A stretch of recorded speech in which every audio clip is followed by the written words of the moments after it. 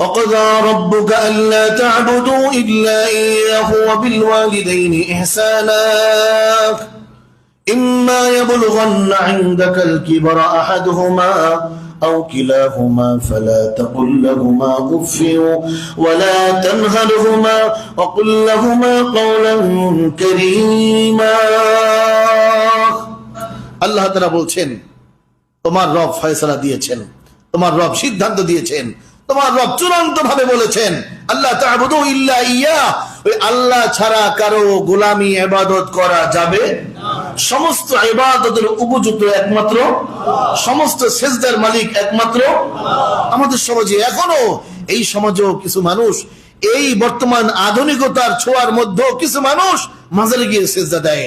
এত ওয়াজ, এত নসিহত, এত তাবলীগ, এত বয়ান, সরাসরি বয়ান হয়, ওয়াজ মাহফিল হয়, ইউটিউব দেখে, ফেসবুক দেখে, সারা পৃথিবী দেখে, মক্কা মদিনা সফর করে আসে, এরপরে এসে পীরের সামনে মাথা নত করে সিজদা দিয়ে দেয়। এটা কি লক্ষণ ভালো না খারাপ? সমস্ত সিজদার মালিক একমাত্র আল্লাহ। ইল্লা ইয়্যাহু ওয়া বিল ওয়ালিদাইনি ইহসানা, একটা হলো বান্দার হক, আরেকটি হলো আল্লাহর হক। আল্লাহর হকের মধ্যে এক নম্বরে হলো কখনো শিরিক করা যাবে না, কখনো শিরিক করা যাবে না। নামাজের মধ্যে কমতি আছে, রোজার মধ্যে কমতি আছে, যাকাতের মধ্যে কমতি আছে, অন্য আমলের মধ্যে কমতি আছে, আল্লাহ তাআলা হয়তো বা কোনো না কোনো ওসিলায় মাফ করে দিতে পারেন, কিন্তু শিরকের গুনাহ মহান আল্লাহ তাআলা কখনো মাফ করবেন না।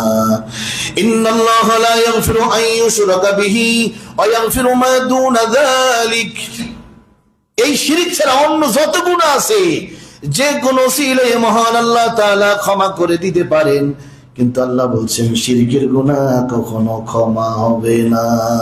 এটা হলো আল্লাহর প্রথম হক, শিরক করা যাবে না। বান্দার হকের মধ্যে প্রথম হক, আল্লাহর হকের মধ্যে প্রথম হক হলো আল্লাহর সাথে শিরিক করা যাবে না।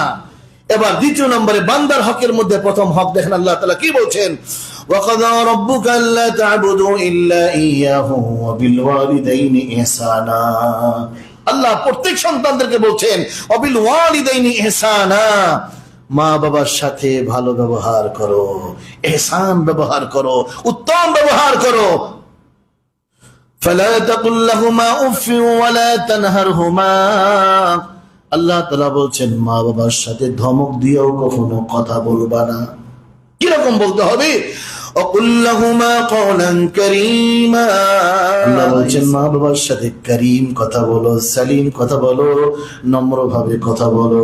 বলেন না সুবহানাল্লাহ। তাহলে প্রথম কথাটা কি? ইহসান ব্যবহার করো, ইহসান ব্যবহার করো, উত্তম ব্যবহার করো।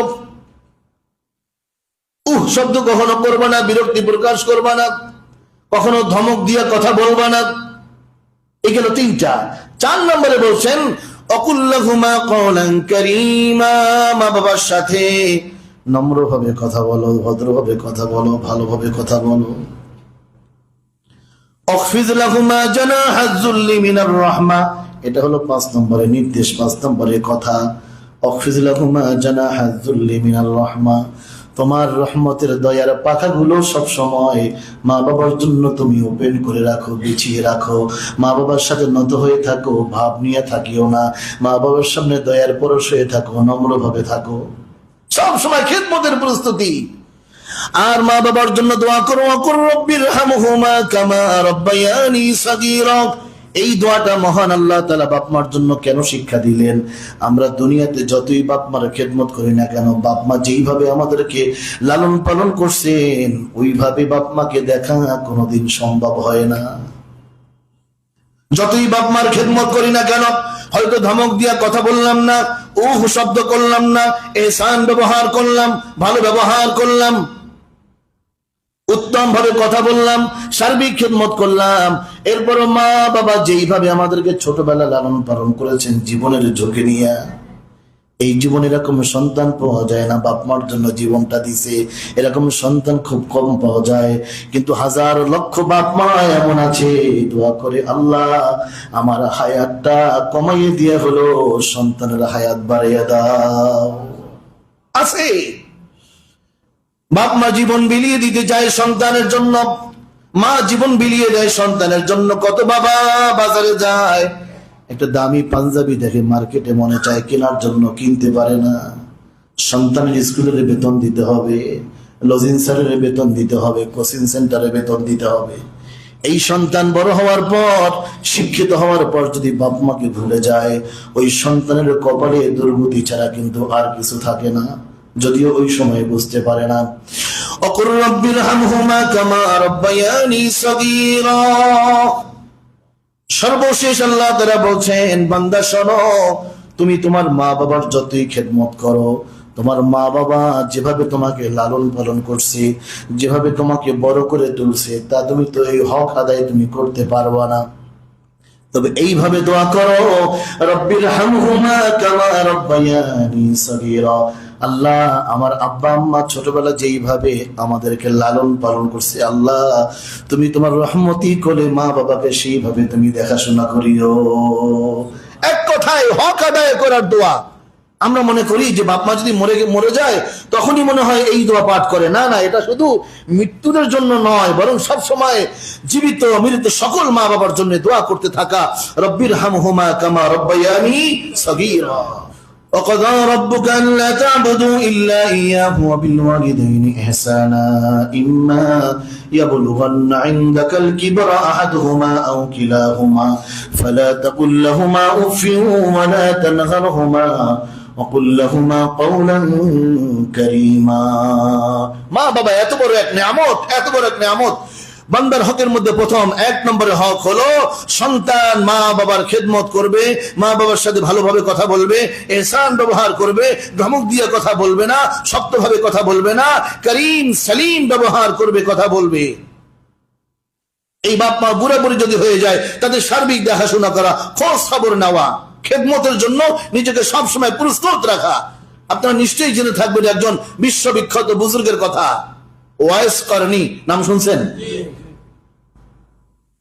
বিশেষ করে যুব সমাজ যারা, ছাত্র যারা, কলিজার টুকরা ছাত্র, যুব সমাজ যারা, ভালো করে শুনে রাখো। তুমি হয়তো স্কুলে যাওয়ার সময়, কলেজে যাওয়ার সময়, অথবা তোমার পছন্দের মার্কেট না হওয়ার কারণে, পছন্দের স্যামসাং মোবাইলটা কিনে না দেওয়ার কারণে, পছন্দের হুন্ডা না কিনে দেওয়ার কারণে, তোমাকে নিয়ে ঘুরতে না যাওয়ার কারণে মায়ের সাথে ঝগড়া করো, বাবার সাথে ঝগড়া করো। তুমি একটা অন্যায় ভাবে, অশ্লীল ভাবে, অবৈধ প্রেম করে একটা মেয়ের সাথে তুমি সম্পর্ক করেছো।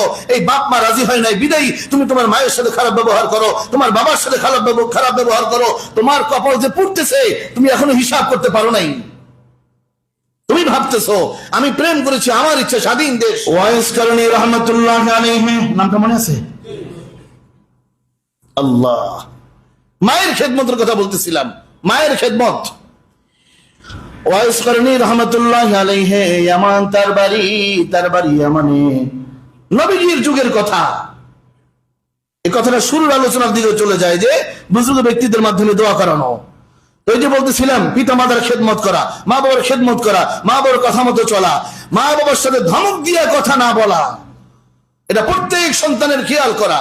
ওই যে বলেছিলাম যে অনেক যুবক ছেলে এই সমাজে বর্তমান এই রোগটা, এটা মহামারী আকারে ধারণ করেছে। হয়তো বা টুকটাক কথা শোনে না, অথবা হুন্ডা ওই কোম্পানি কিনে দেয় না রাগ করছে, অথবা ওই প্যান্ট শার্টটা কিনে দেয় না রাগ করছে।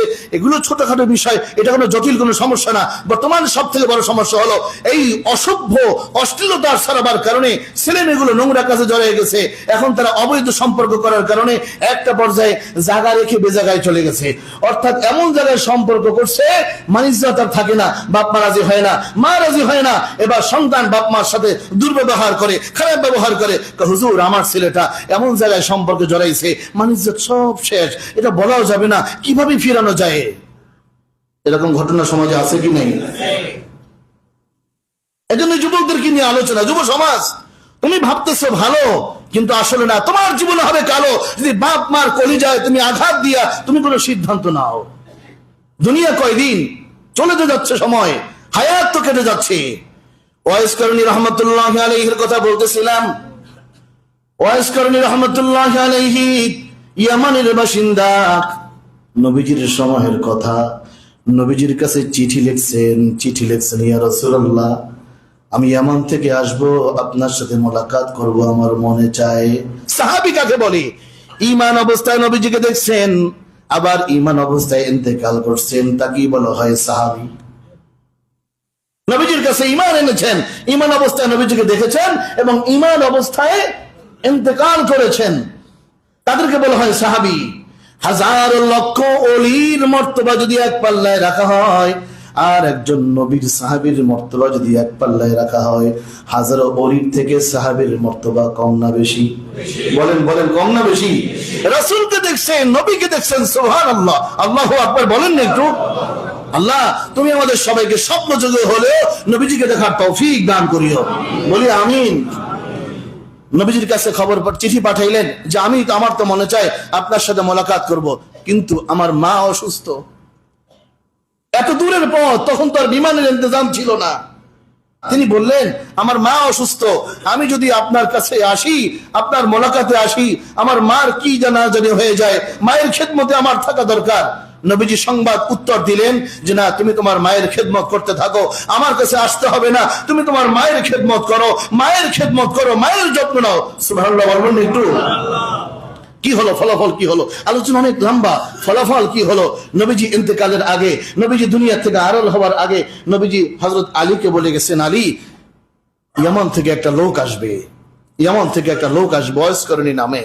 এই লোকটা যদি মদিনাতে আসে, তাহলে তুমি তার সাথে মোলাকাত করবে, তার সাথে মোলাকাত করে তুমি তোমার জন্য তাকে দিয়ে দোয়া করাবে। সুবহানাল্লাহ বলুন একটু? এই কথা বিভিন্ন কিতাবের মধ্যে কথা পাওয়া যায়, ঐতিহাসিক বিভিন্ন কিতাবের মধ্যে, যে তার জন্য একটা জামাও নির্ধারণ করে রেখেছিলেন। দুনিয়া থেকে ইন্তেকাল আড়াল হওয়ার পরে হযরত আলী রাদিয়াল্লাহু তাআলা আনহু অপেক্ষায় থাকতেন যে কোন কোন ইয়ামান থেকে কেউ আসছে কিনা, ইয়ামান থেকে কেউ আসছে কিনা, কারণ নবীজি বলে গেছেন ইয়ামান থেকে এক লোক আসবে, খুব ভালো ব্যক্তি, তাকে দিয়ে তুমি দোয়া করাবে। একটা পর্যায়ে অপেক্ষায় থাকতে থাকতে সংবাদ পেল ইয়ামান থেকে এক জামাত আসছে, দল আসছে, ঠিক মিলে গেল। নবী হযরত আলী রাদিয়াল্লাহু তাআলা আনহু তার সাথে মোলাকাত করলেন, তার কাছে দোয়া চাইলেন। তিনি বললেন যে আপনি আমার কাছে দোয়া চান, আপনি তো নবীর সাহাবী, কি বলেন আপনি? আমি তোমার কাছে দোয়া চাইতে আসছি, রাসূল বলে গেছে ইয়ামান থেকে এই নামে একটা লোক আসবে, তুমি তার কাছে দোয়া চাবে। ঐতিহাসিক লেখেন মানে হলো মায়ের খেদমতে ছিলেন, নবীর কথা মানছেন, আবেগ দেখেন নাই। নবীজি বলছেন তুমি তোমার মায়ের খেদমত করো, আমার সাথে এসে তোমার লাভ নাই, দরকার নাই, তুমি তোমার মায়ের খেদমতটা আগে রাখো। যুব সমাজ ভাই, তোমাদেরকে বলবো, আলোচনা সম্পূর্ণ হয়ে গেল তো, তোমাদেরকে যেন অনুরোধ করবো, যাদের আব্বা আম্মা বেঁচে আছে, বেশি বেশি মা বাবার কথার বাইরে তুমি যেও না, মা বাবার কথার বাইরে তুমি যেও না, মা বাবার কথার বাইরে তুমি যেও না। এই পৃথিবীতে বাপ মার মতো আপন আর কেউ নাই। দরদি অনেক লোক দরদ দেখাবে, লাভ নাই কোনো। আর যাদের আব্বা আম্মা দুনিয়া ছেড়ে চলে গেছেন, দান সাদকা করা, নফল নামাজ পড়া, কোরআন তেলাওয়াত করা, নফল রোজা রাখা, নফল উমরা করা, এভাবে বাপ মার জন্য যদি ইনশাআল্লাহ সওয়াব করতে থাকি, আশা করি বাপ মা তারা সেই সওয়াবগুলো পাবে এবং আমরা তাদের রুহানি দোয়া পাবো, আমরা দুনিয়াতে কল্যাণ অর্জন করতে পারবো।